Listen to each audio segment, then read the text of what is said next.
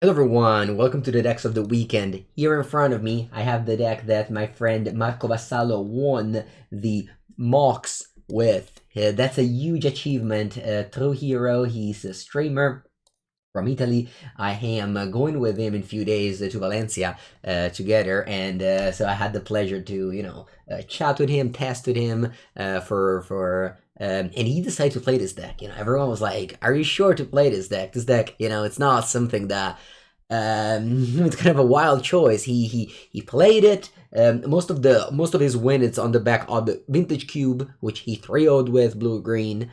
And then he won the final. The final was modern. The box tournament is 3-round modern, 3-round cube. Then the 3-0 of each gets in the final, and he beat Sean from England, Beekeeper, with the creativity, and he was playing this deck. So I've streamed this deck on my channel. I can link it in the show notes if you have missed it. It was the Reanimator deck. Obviously, again, it was his idea. I was playing 4 Shadow Prophecy, a card that was, a lot of people liked it, but nobody really played it after a few months. And here we are, Marco Vassallo winning the whole thing with 4 Shadow Prophecy, 4 Tainted Indulgence. You really want to put one of these in the graveyard, Reanimated with Gore's Vengeance, or you have Through the Breach as well. The sideboard has Force of Negation and Silence, 2 very important interaction against the Cascade decks. You have the 4th Solitude, you have Teferi against the, Cascade decks. A lot of respect for that matchup from this sideboard with Silence, Chalice, Teferi. You also have the Ephemerate Grief package. This deck does a lot of things, and, it's kind of cool that he won such a big tournament, the most important tournament on Magic Online. He won $20,000 and the Magic Online Championship on the first one. There are, I believe, 3 every year, so but it's very hard to get there. He won the Mox Open, so there was like 500 people tournament, and then this one was an 8 people tournament. But then again, congrats to Marco. Very happy for you, and very happy for you to get there with this deck, which is very, very sweet. I'll have to play this again, because when you look at it, this deck does so many things, and you have Fable and Shadow Prophecy, Intelligence to make it be like a well-oiled machine. You can also art cast tracks, that's a possibility. Let's go over to Pioneer, because Pioneer was kind of like quote-unquote broke this weekend. 2 players, Sodek and another finalist, came first and second with the same deck out of nowhere. I say out of nowhere, although some streamers I remember seeing Canister streaming with this deck, but nobody really took this deck seriously. This was definitely the deck of the weekend for Pioneer. I've streamed it this morning. The video will go out. I'm gonna post it out tomorrow just because of how important it is. The video is like, if you look at the video, I do so many incredibly unfair things. Like, literally the first game, I believe I go turn 1 Thraben, turn 2 Gleeful Demolition on my clue, 3 tokens, 1 drop, Venerate Loxodon. Like, just they die on turn 3. And then you have Bushwalker as well to kill them. And not many spoilers, but I do very well in the video, and you can definitely check it out tomorrow. But wow, so you have, this is a new card, Knight Errant of Eos. Basically a Loxodon, because what you do with this is very often you just top 5 creatures to cast this, so you just get another one of this, or a Loxodon.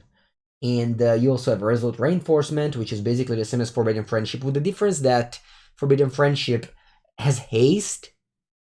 There's gonna be a game where my opponent is at 1, and I just top deck this and kill them.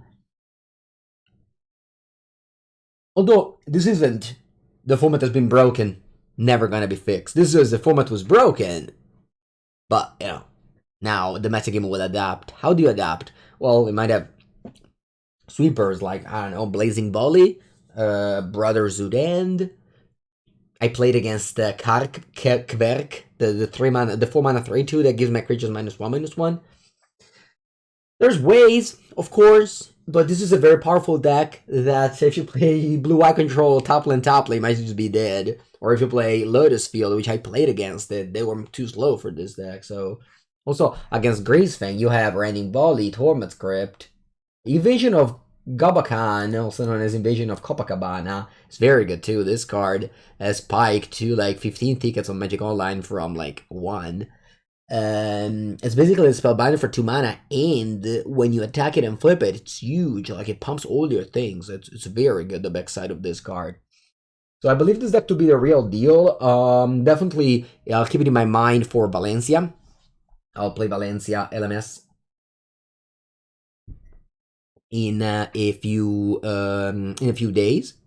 So yeah, that's gonna be definitely something to keep in mind. Play Sweeper. Play more Sweeper. You thought about playing 3 Sweepers? Play 4. You thought about playing 1? Play 3. Something like that. Let's go to the next format of today, which is Legacy. Also, yeah, I guess I'll say that later. Legacy, because there's this crazy deck that Kila B has played.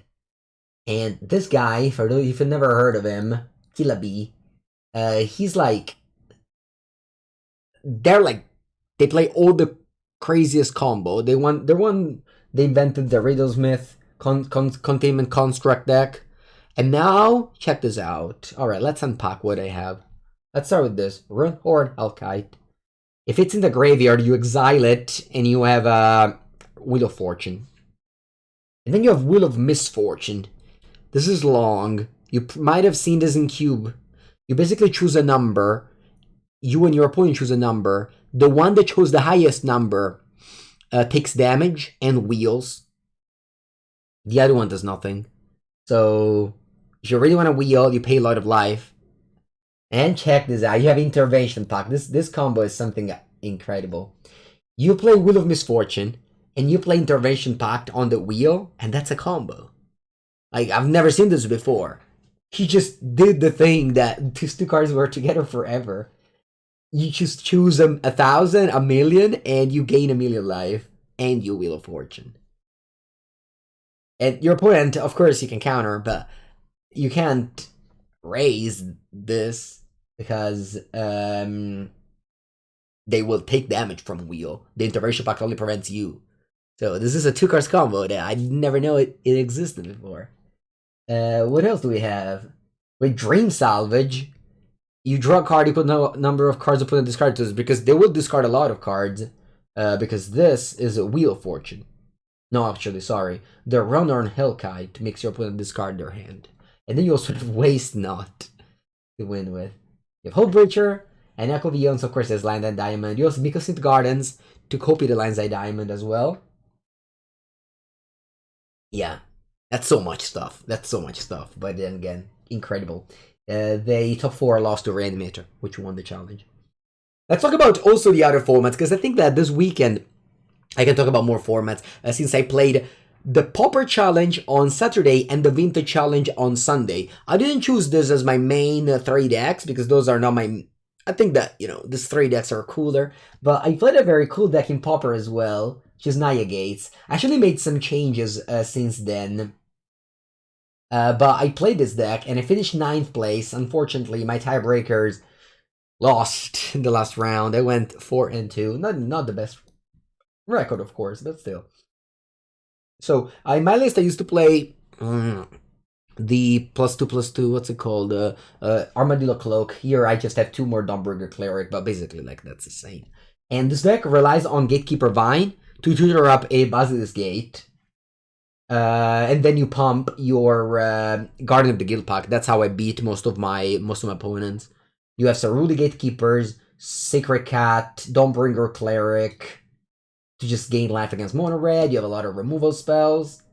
You have also Open the Gates to the Basilisk Gate. You have Elemental Blast, and honestly, shout out to this guy for caring. Since I played against 3 Mono Blue in the tournament, I went 2-1 against it, lost the last one. But yeah, this one was great, and against the other 2-1, I've never seen this card before in Constructed, and I was impressed. So yeah, this is the deck that got me the 9th place on Saturday, and then I finished 3rd on Sunday in Vintage. Vintage, not a format I typically cover on these things, but I will. I have started recording a video with it, which went pretty well. I will have to finish the video soon, but I will unload it. Everything is gonna come in my YouTube video, in my YouTube channel. Remember that in the next month, I will be streaming way less because I'll travel a lot. Although I'll try to keep YouTube video once a day. I'm going to Valencia this weekend, Four Seasons next one, Barcelona, Athens, and then Poppergeddon. So a lot of travels for me. Um, Magic is back, and so I think I'll play this deck on Four Season. There's a vintage tournament. I played just Lures. It was good. I played Mono White for a while lately, and finally back to playing Ancestor Recall, flashing back with Dreaded Arcanist. It's a feeling that you want to feel, honestly, when you flash back Ancestor with Arcanist.